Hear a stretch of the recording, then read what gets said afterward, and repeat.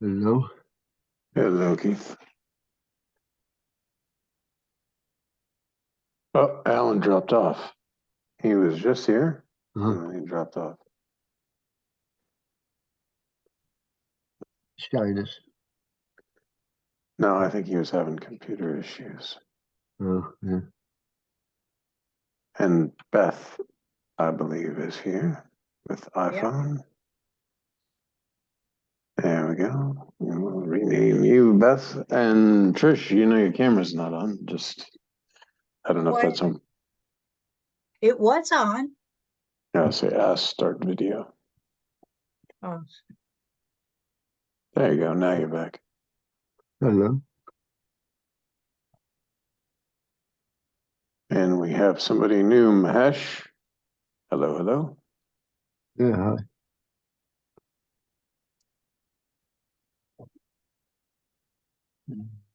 That's not Beth. No, that was Mahesh. And then Beth was there and then disappeared. So, oh, and that's Alan. Yeah. Okay. I thought, the name of Beth. Sorry about that. I saw iPhone and I said, oh, okay, that's Beth, but it's not. Alain, right? For the spelling? Correct. Good, Yeah. good. Okay, good.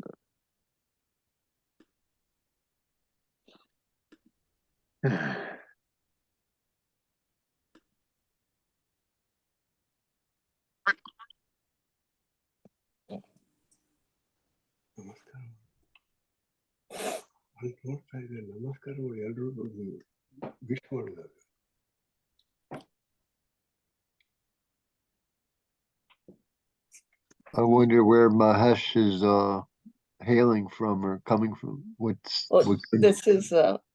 I'm from Houston. Houston? Okay. Yeah, and that's my husband's ID. My name is Padmini. I didn't change it yet. Hello. Okay. Padmini? Okay. Yes, Padmini. Jai Guru, Jai Guru. Jai Guru. M-E-N-I? Padmini. M-I-N-I. There you go. Good. Thank you. You're welcome. Welcome. Thank you. Yeah. Come aboard. John, can I say a few things? Yeah. I've been watching you without missing a single video from 2017 since you started. Oh, good. And I wanted to join live, but I'm kind of camera shy, so I was avoiding it. But finally I said, this is the satsang which I belong here, and you're a live guru for me. So finally I joined, and I enjoy all of your conversation. It's so nice to belong here. Good. So, thank you. Welcome.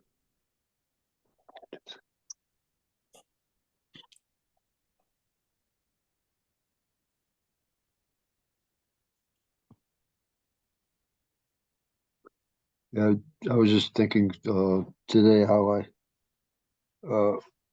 great it is to be part of this, and it's well, I came up with a sort of a silly analogy. It's making me feel more and more like Peter Pan.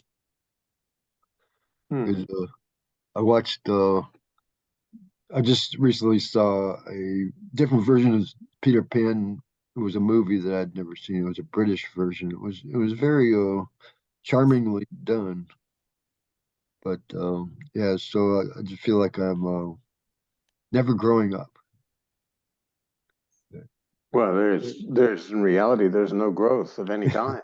What grows? Body grows just like a plant sitting there. You feed and water a plant, it grows. Body is the same. That you are never adds anything, never subtracts anything. You are that. There can be no addition, no subtraction.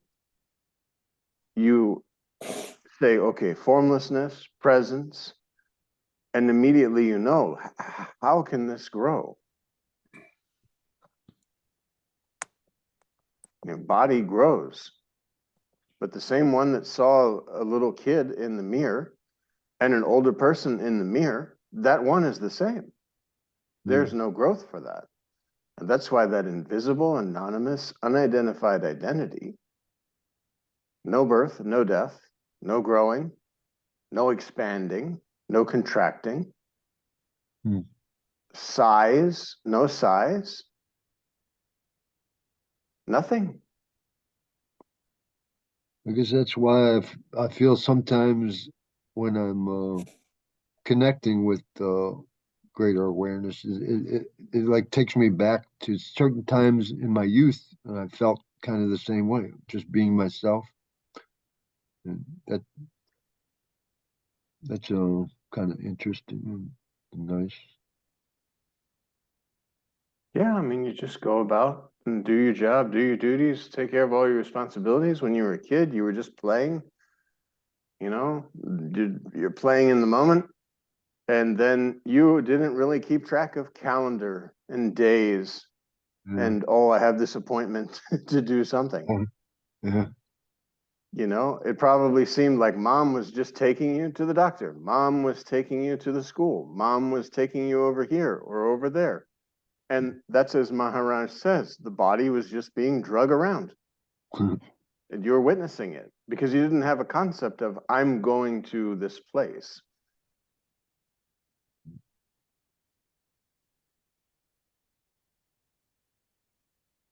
Like that body identity hadn't rooted itself in so tightly. You know, as we get older, if we've identified with the body, then that body identity is rooted. It's very deep roots. And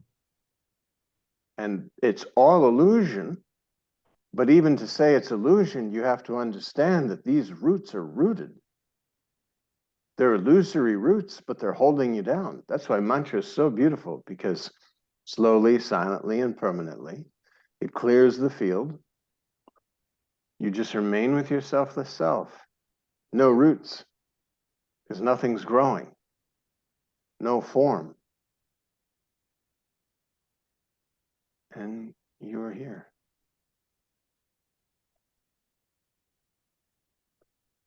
It's almost like you can make our sort of gross sense of self that seems so convincing at times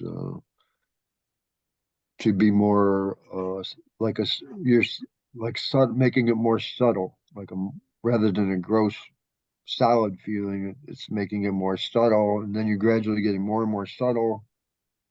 You're removing the layers of illusion. Yeah. That's the only thing you're doing. And you're not really doing it. It's just layers of illusion are dissolving. Yeah, it's like somehow awareness is making it possible to just as awareness made it possible to get the gross sense of self, awareness makes it possible, I guess, to release that too. But again, this is still identification. It's the most subtle identification, that just I, that subtle I am, that sense of existence, sense of presence. But even this identification goes when you remain with your selfless self, because there's nothing. Just open or something. No witness, as Maharaj says, no witness, no witnesser, no experience, no experiencer, no identity, no identifier. Nothing. And not the concept of nothing, but the absence of all concepts which we label as nothing. But you're aware of it, though. You're aware because the body form is available. You're aware of the nothing. No, you're aware of something. Awareness of nothing would just be your natural reality. Because there's nothing other. If you're aware of something, or even aware of the nothing, then there's an experiencer of nothing that's there. That's why Maharaj says samadhi is not the ultimate. Like people say, oh, I'm in Sahaja Samadhi and it's very beautiful because I go about and I'm just in Sahaja Samadhi. But there's an experiencer of this Samadhi. So you that you are, there is no experience, no experiencer. It's when you remain with your selfless self, it just unwinds. It's that black hole that dissolves everything. Because they're just layers of illusion. And then we don't have to renounce anything in the world and say, oh, I will renounce this thing. Because you know yourself in a real sense, there's nothing to renounce. Because there's no one that can renounce. You're no longer identified as an object that requires other objects. The body is available, feed it, water it, it grows. If you have problems, you go to the doctor. Doctor says, take some medicine, you take some medicine. You go into work, you do your job, do your duties, take care of your responsibilities. You enjoy yourself. You have this body available. You can go out in the beautiful sunny day and enjoy the beautiful sunny day. But you're not identified with the body. There's no, like, you don't have to take you with you when you do things and say, Keith is going to go and enjoy this beautiful sunny day. How would Keith perceive this sunny day? Keith is going to sit and meditate in this sunny day to try and get to himself. You see all the issues with this statement.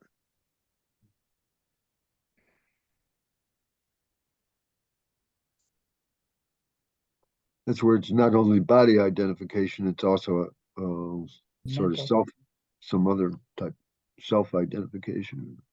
Well, and like we said all the time, if you're identifying with presence and you say, okay, this is myself, that is much better than trying to identify with a body, because presence is not having any problems, any issues. You're not all caught up in mind, because mind can sit there and say, oh, this is happening and that's happening. When you know yourself in a real sense and you say, okay, I'm aware of presence, but I'm presence. Let's just say, if I want to identify at all, identify with space or sky. That's what Maharaj says, presence. So now I'm presence, which means I can discard all the body and all the body-based things that are happening and worrying about birth and death and all of that. And yet, as I remain there, that's what Sri Siddharameshwara Maharaj told Sri Nisargadatta Maharaj to do. Remain with that I am. Remain with yourself. In every waking moment, he says, he remained with himself. In all spare time, he remained with himself, that I am, that just I, that sense of presence. And the more you remain there, your understanding comes that, oh, like even presence is a layer of illusion because there's an experiencer of this presence. And so you remain.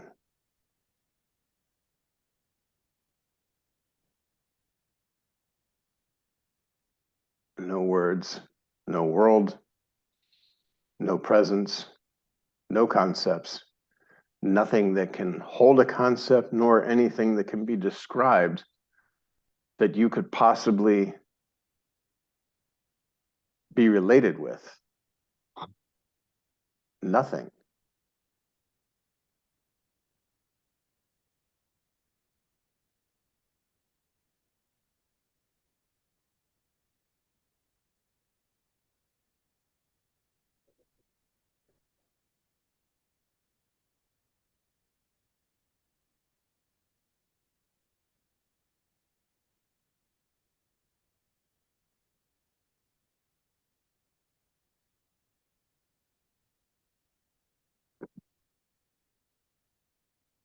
It's one way to shut me up, huh?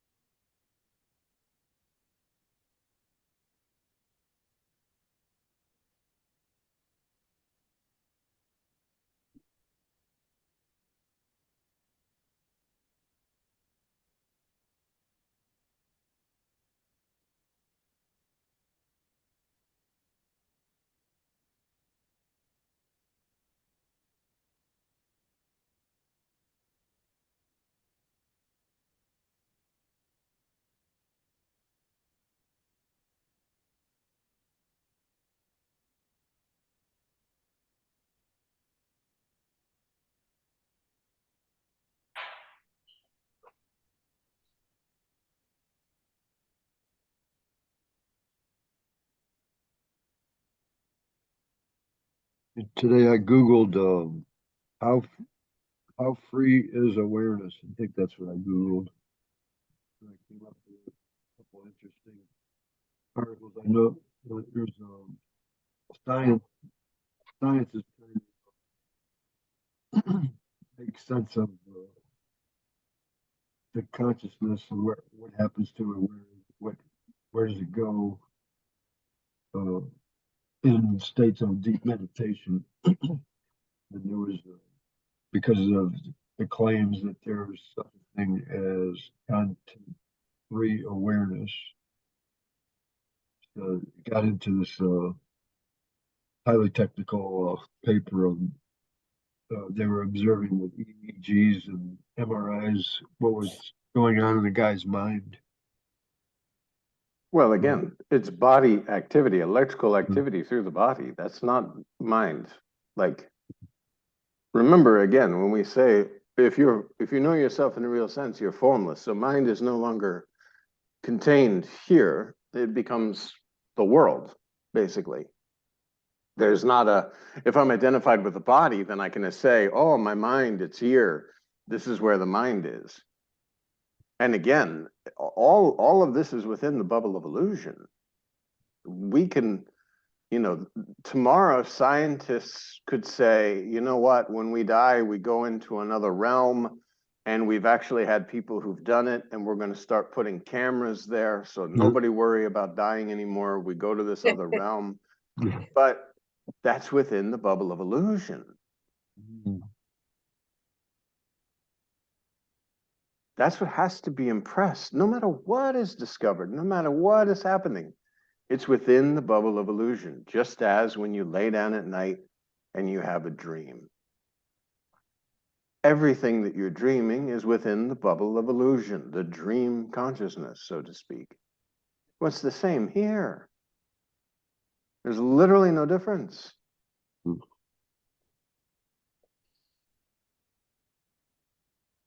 Identification with the body that I am awake or I am asleep. This gives the concept of sleeping and dreaming. But that you are has no sleeping, has no dreaming, has no waking, has no nothing. So it's content free. The reality, the presence or the layer of illusion, the consciousness in which all this world appears, you could say that has appearances, just as when you lay down at sleep at night and a dream world is suddenly projected, and you're the projector of the dream, but you're also the little dream characters, and you're providing the power and the energy and everything to move around the dream. It's the same here, because when you know yourself in a real sense, there's no containing. There's no like separating. How, if you are formless, how can waking and sleep be different? They're both just appearances within your own self. They can't be anything other. And when you lay down and sleep, you're providing the river that's running, the sun that's shining, the clouds that are moving, the grass, the people, houses, cars, whatever you're dreaming, you're creating all of this spontaneously. And you know it's form, because in a dream, you might knock on a door. So you're creating a seeming form-based existence out of nothing. The something that appears in nothing and returns to nothing because it is nothing. The something was an appearance for a time due to identification with a body form. When you have a nice sleep, you wake up in the morning, you say, oh, what an amazing dream. Or, oh, what not a nice dream. And when you know yourself in a real sense, you can say, oh, what an amazing dream. Or, oh, I'm not enjoying the dream so much right now. But luckily, there's no enjoyer that can be found to enjoy or be sad about the happening that's not actually occurring, because it's all within my own self. And that's not a mental exercise. That's just a knowing. You look out the window right now and you know I'm more like the space or sky than I am any of the objects within it.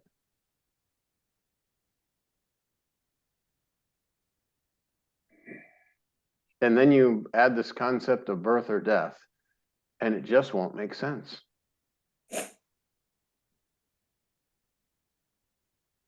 So your identity changes then. Well, again, if at all you want to compare, if at all you want to identify, you identify yourself space or sky. And that is that subtle just I, that presence. You say, oh, I'm presence. So when I walk into a room, the body is walking into the room, and all the bodies that are in that room are myself, and I'm more like the space in the room than I am any of the objects. And eventually this also goes away, because number one, you have no need to identify, because there's not the concept of an identifier who could identify something. That's the invisible, anonymous, unidentified identity. Invisible. You can't see it. Nothing. Unidentified because there's no one to identify it. And space, this cannot be identified. How can you identify that? You can label and say space, but even this is not exactly correct. The concept of space came along with a body. So right away, you know that by you labeling something space, you're only within the bubble of illusion. That's why Maharaj says you have to break out of the circle. Break out of the circle of the concepts. So even if I'm starting to feel expanded, I'll start to think, well, I am the space and the space is me, you know. With the feeling of expansion is actually the dissolving of the mind. The dissolving of the mind is the concept of being stuffed, like limited to a body form with a local identification. Then again, when you know yourself in a real sense, the only thing that you could say is mind is world. You say, oh, this is an appearance within the consciousness, just as when there's a dream and there's an appearance within the consciousness, it's just appearances.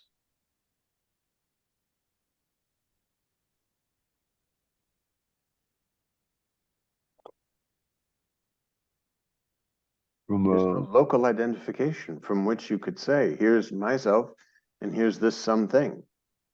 I must have this thing because I believe I'm a thing. When I know myself as, in a real sense, then there's no grabbing. I mean, how? You have no hands.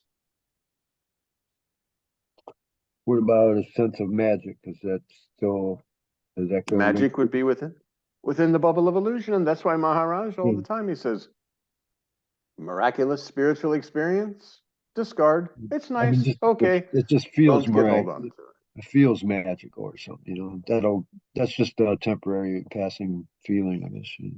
Well, and selfless self-intoxication is like the highest of the highest of the high that you, while having a body form, you can experience this very just intoxicating sense of presence, this absolute peace, the absence of all things that are still there because this body is available, so you can sense the sense of presence. And remaining with the sense of presence, as Maharaj says, it produces that selfless self-intoxication, that just amazing, blissful peace.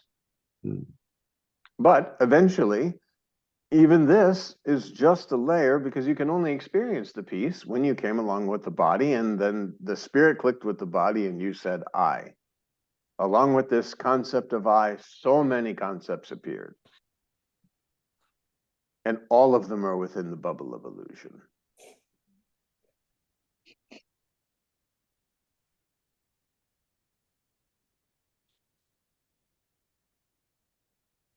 You have to break out of the circle. That's what Maharaj says. This is the circle. This circle of, because I believe myself to be something, I see other things and I contemplate things and I try to figure things out, but you are not a thing.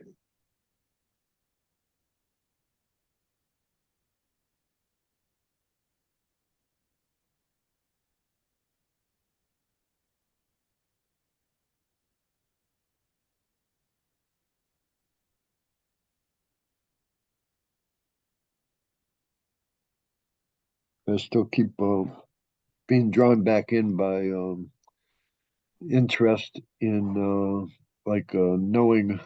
Like I'll say I'll get into expansive state or something, but I'll still wonder why and how does the limited state even possible?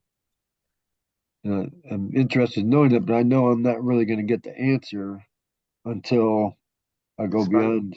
Spontaneous. Again, when you lay down to sleep at night, what if you dream yourself a frog? You say, oh, how did I become this frog? How did I take on this frog body? Let me investigate myself. Then you wake up in the morning and you say, oh, that was just a dream. I never was a frog.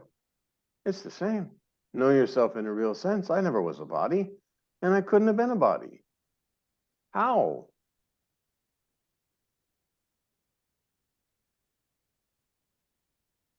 The most I could identify with is saying that the body is within me.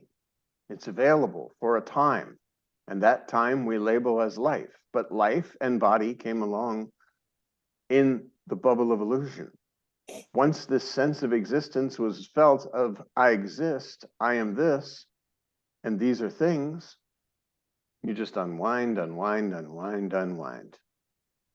Okay, I identify with the sense of presence as myself. Now I'm having selfless self-intoxication because I'm not disturbing myself thinking about things that are not. And the more I remain with this place where I'm identified as presence, then, presence is like the first.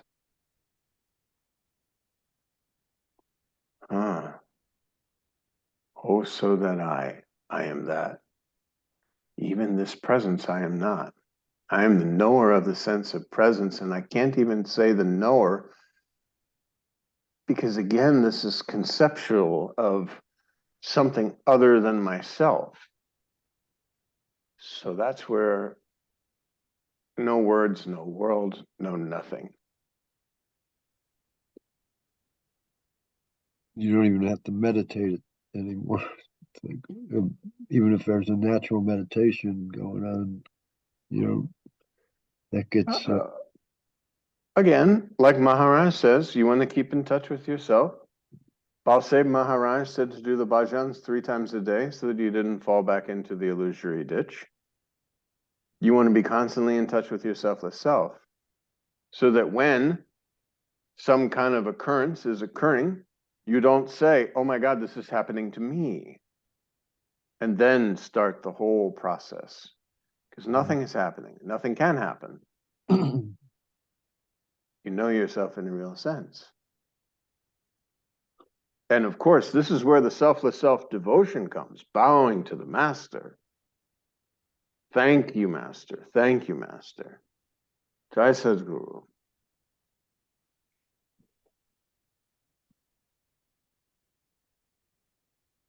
And as Maharaj says, you're bowing to selfless self. You're not bowing to him or anyone else. You're bowing to your own selfless self. But this also helps to eliminate the possibility of saying, oh my goodness, I am very, very spiritual. Like I've won the golden ticket. I know myself and now nothing can touch me. No, no, no. Thank you, Master. Be normal, be simple, be humble, be always with you. And these thoughts won't disturb your mind. You won't be identified and roll along with the thoughts of, oh, I'm a great person, or oh, I'm not so great, or oh, nothing.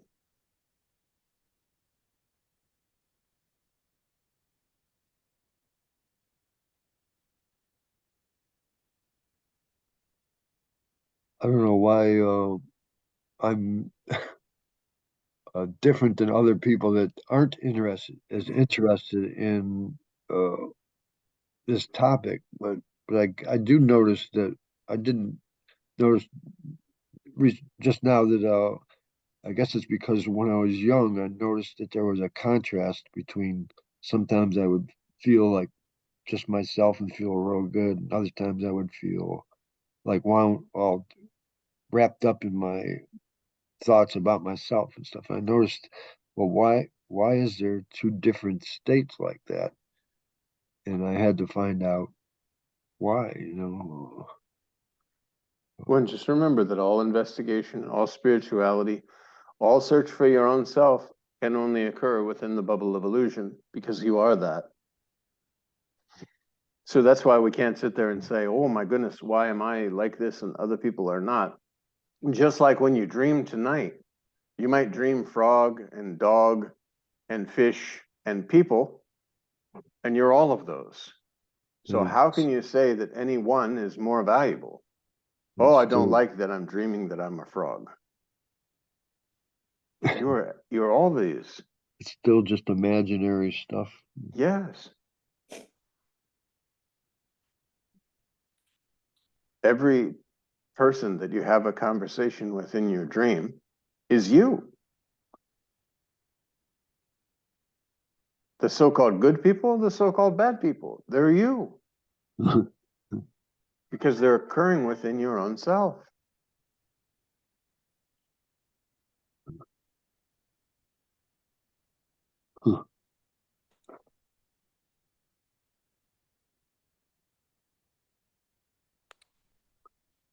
It's pretty wild. That's why you can't hate anybody. And Maharaj says all the time, he says, you know, don't envy people. Don't think, oh, this person is so great, I'm so small, or I'm better than this one, or I'm greater than this one, but oh, this one's so much higher than me. Because you are everyone. This is all occurring within the bubble of illusion. Again, Maharaj states very clearly, no father, no mother, no son, no daughter, nothing is there. No I, no you, no he, no she, no it, nothing. But still somebody's aware of it. Or, well, awareness is not somebody, but awareness, it's in awareness. But what does it matter? Again, in a dream. You look at your life in this waking state and you know it's only because identification as I am something that I am dreaming or I am